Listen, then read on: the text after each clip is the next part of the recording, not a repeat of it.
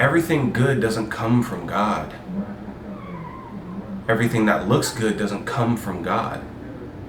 Mind you, Satan gives you what you want.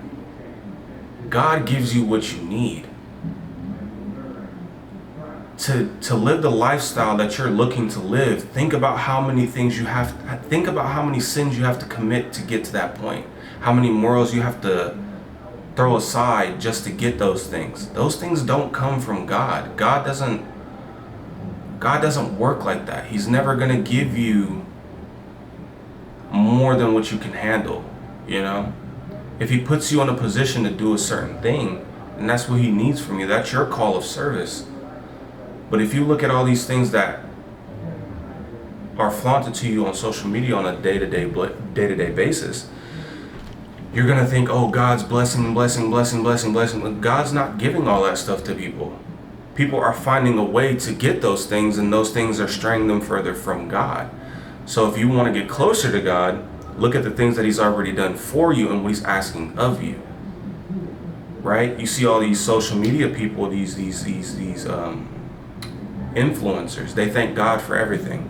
They thank God for them doing this, doing that. But in the movie, they did a sex scene. Is that of God? Not at all. God didn't bless you with that. God wouldn't have put you in that position to do something like that. Right?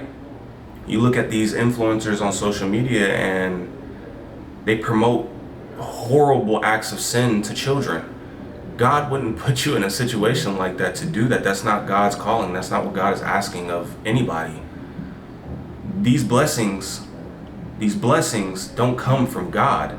These blessings, right? Blessings, they're Satan's gifts so that they can continue to do what Satan is asking of them to do. And he's mostly not even asking. He's just letting you run rampant to do whatever you want to do, right? Because his goal is to tarnish the image of God. So he'll use the term blessing and make it seem as though this is what God is doing. God's not blessing people to do the things that they're doing. You see these people with great wealth, and think about how many sins are the things they do on a daily basis to promote that lifestyle, right? Now, when you look at the lifestyle of living for God, it never has been promoted to be something that you're gonna live this luxurious lifestyle. You will be full and content. God will give you what you need. Your walk in God will fulfill you enough. Now, if you're tied to earthly things and you want the car, you want the clothes, you want the money, you want the popularity, you want all these things, you want to party, you want to drink, you want to smoke, you want to do all these things. God is never going to put you in a position to do those things because that's not of God. So where else could you get how else can you get that lifestyle? You have to sin to get that lifestyle. You have to do things that go against God to get that lifestyle. But then when you get to that point, you start to thank God for something he didn't give you. Sin gave you that. Satan gave you that. He gave you the ability to go do what you want to do. And now that you're there and you're finally content with everything, and now it's God that gave you that.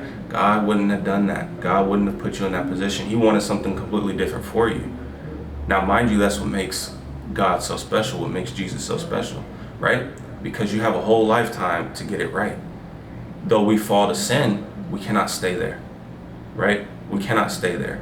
But we have to understand that we're masquerading things that are from Satan and calling it God, right?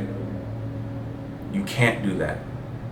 You can't do that, right? What matters most is your relationship with God and understanding who God is, how God works, how he works with you, your relationship with God, because that's only your relationship with God. Nobody else has that relationship with God, right? We're all children of God, you know, we're all followers of Christ, right? But if we can't discern the difference between God's blessings and the gifts that come from Satan, there's a problem there, because we're going to say that God did this and God did that. You know, you have to know God to know God, that he wouldn't approve of the things that you see and consume on a day-to-day basis on social media. We're looking to be, it's greed. It's not that we're looking to be content anymore. We're not looking to be content. We're not looking to be full. We're not looking to be fed. We're looking for greed. We're looking for more than what we need. Nobody needs $1 million, dude. I mean, society dictates that, that's man, that's sin. Do more to get more money. Because the more you have to do, the more you have to sin to do it. The more you have to cross people to do this, to do that. To live a wealthy life in today's day and age, you have to do a lot of things that go against God.